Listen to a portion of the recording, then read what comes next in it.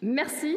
Merci aux camarades de la section du 73 qui sont bien présents et qui seront présents toute la semaine et qui travaillent de manière acharnée, je vais dire, depuis quelques mois pour nous préparer à un congrès qui se déroulera sous les meilleurs auspices parce qu'on sent bien qu'il y a une bonne équipe de camarades motivés et leur engagement est essentiel et il nous sera précieux durant tout ce congrès.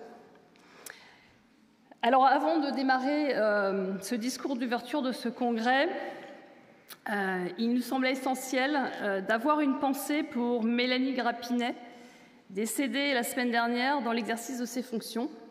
Ce meurtre n'est pas sans rappeler celui d'Agnès Lassalle et de Dominique Bernard. En 3 ans, l'école aura été touchée très violemment. Bien.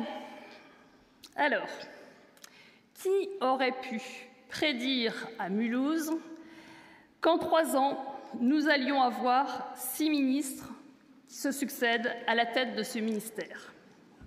C'est sûr que depuis 2022, on se croirait dans une série Netflix et chaque saison nous réserve des épisodes inédits.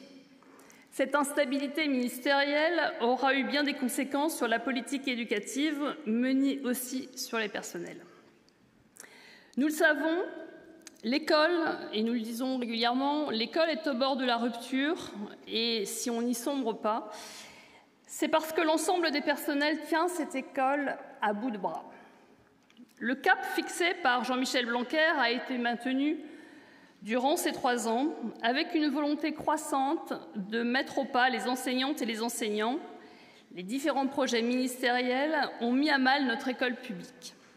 Alors bien sûr, certains ministres nous ont aidés à les discréditer, ainsi que leur politique. Et dans cette série Netflix, j'avoue, j'ai une préférence pour la saison 3, celle où le personnage principal découvrait que les élèves pouvaient porter des baskets en dehors du cours de PS et qui préférait l'enseignement privé catholique pour ses enfants plutôt que le service public. Malheureusement, ce n'était pas une fiction.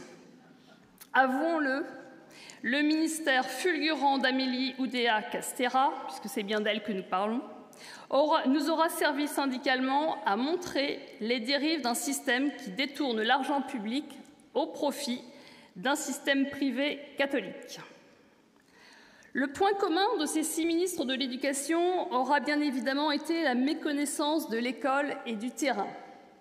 Le fossé entre l'administration centrale et les collègues dans leur école s'est creusé sans aucune perspective de se refermer. En 3 ans, les politiques éducatives se sont succédé à grand renfort de communication et de populisme. Bien évidemment, dans ce registre, c'est Gabriel Attal qui figure sur la plus haute marche du podium. Avec lui, nous avons eu le choc des mots et des formules. Souvenez-vous, tu casses, tu répares, tu salis, tu nettoies, tu défies l'autorité, on t'apprend à la respecter. Mais derrière cette politique de la communication populiste, c'est une politique qui a essoré les équipes. Choc des savoirs, nouveaux programmes, labellisation des manuels, uniforme à l'école, enseignement de l'empathie, retour du redoublement, obsession des fondamentaux, avec objectifs chiffrés pour les PE. Évaluation à tous les étages pour piloter la politique éducative, plan harcèlement, choc d'autorité, et j'en oublie certainement. Mais face à cela, comment la profession, accompagnée par la FSU-SNUIPP au quotidien, a réagi et a résisté à ce rouleau compresseur? Le mouvement contre le choc des savoirs aura eu son effet sur l'opinion publique et aura montré que cette politique du tri social ne peut pas réduire les inégalités, mais au contraire contribue à les renforcer. Si toutes les mesures n'ont pas été abandonnées, certaines sont quand même passées aux oubliettes, comme l'uniforme ou encore la labellisation des manuels. Nous n'avons pas gagné sur l'ensemble des mesures, mais nous avons réussi à résister en imposant notre tempo. Ainsi, la mobilisation sur les évaluations n'aura pas eu le succès que nous attendions, mais aura permis quand même de mettre cette question dans le débat public et dans les salles des maîtres et des maîtresses. Pour défendre l'école publique, la FSU-SNUIPP, avec la FSU, a engagé un mouvement avec d'autres syndicats et associations. La tenue régulière de réunions, les expressions dans le cadre de ce mouvement, mais également le mandat d'étude du Congrès de Rennes, nous permettront d'appliquer notre mandat de sortie du financement des écoles privées sous contrat pour aller vers notre mandat de nationalisation. En ce sens, la récente victoire de la FSU-SNUIPP dans le Nord, qui a permis d'empêcher l'installation d'une école privée dans une école publique à Tourcoing, montre que la résistance est possible et que la lutte paye.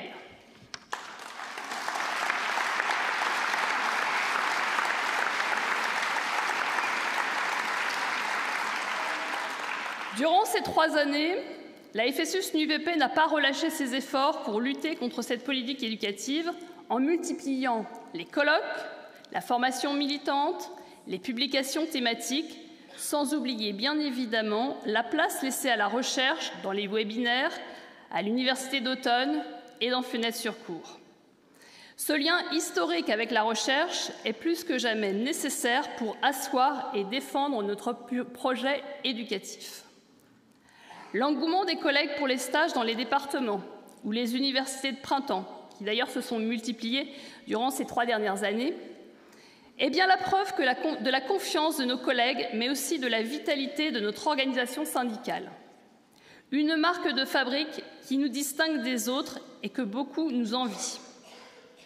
Dans une formation continue exsangue, les collègues savent qu'ils et elles peuvent venir à notre rencontre pour puiser de l'énergie et repartir convaincus de leur expertise. Ils et elles sont mieux armés pour faire leur métier, mais aussi pour faire face aux injonctions et à la mise au pas par la hiérarchie. Et ça, nous pouvons toutes et tous en être fiers.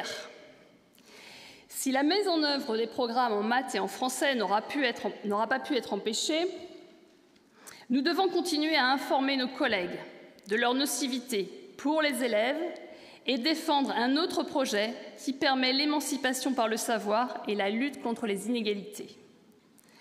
Quant au programme des VAR, l'action de la FSU-SNUIPP a largement pesé et nous avons été entendus.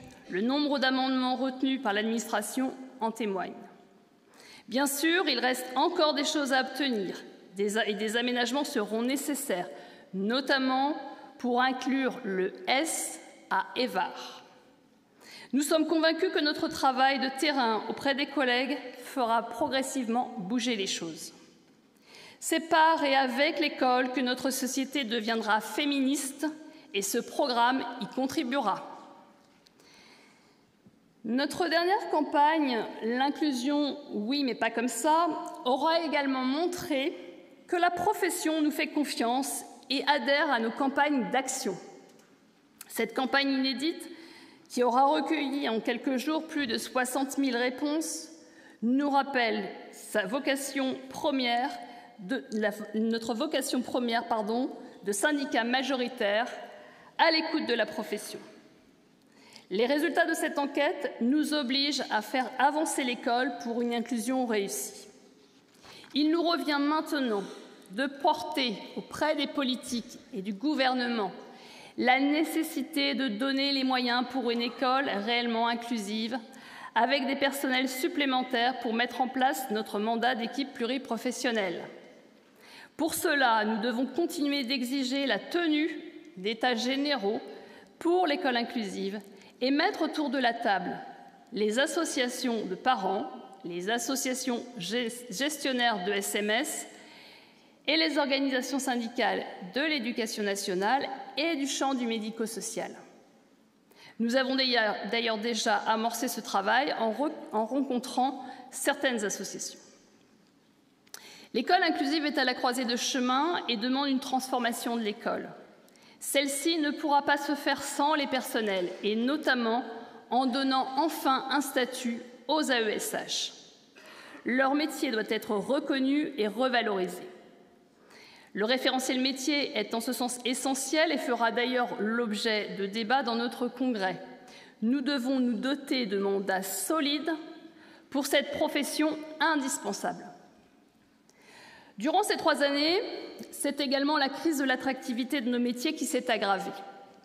Alors ce n'est pas l'apanage de la France, et nous le verrons lors de la table ronde mercredi matin avec nos invités internationaux que je salue qui sont dans la salle, mais nous subissons une augmentation des démissions.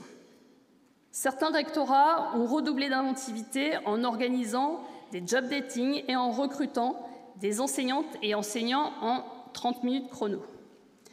L'augmentation des contractuels a été fulgurante et toutes les académies sont désormais concernées. Pour répondre à cette crise, le gouvernement pense la régler avec une énième réforme de la formation initiale. Si nous pouvons nous satisfaire de l'architecture du nouveau cursus, il reste beaucoup de lignes rouges et d'incertitudes concernant les contenus de formation, aussi bien en licence qu'en master. Il nous faudra être très présentes et présents auprès des formatrices et des formateurs parce que cette réforme aura un sérieux impact sur leurs conditions de travail. Enfin, on ne peut évoquer la politique éducative nationale sans évoquer les besoins essentiels de certains territoires. La politique d'éducation prioritaire est au point mort depuis plusieurs années. Et force est de constater qu'aucun gouvernement ne souhaite véritablement engager une politique volontariste pour réduire les inégalités en donnant plus à celles et ceux qui en ont le moins. La mobilisation pour un plan d'urgence en Seine-Saint-Denis, portée entre autres par la FSUS-NUIPP, a été aussi dans la période pour le moins remarquable. La situation, en particulier de Mayotte, montre aussi le mépris d'un gouvernement qui laisse la situation s'enliser. 6 mois après Chido, les conditions d'enseignement avec un système de rotation risquent de perdurer encore longtemps si des mesures d'urgence ne sont pas prises. Alors il reste beaucoup à faire pour appliquer notre projet éducatif pour l'école, mais nous savons que la dynamique collective sur le terrain doit peser pour y arriver. Et notre congrès doit nous permettre d'avancer sur notre projet pour changer l'école, et nous y arriverons.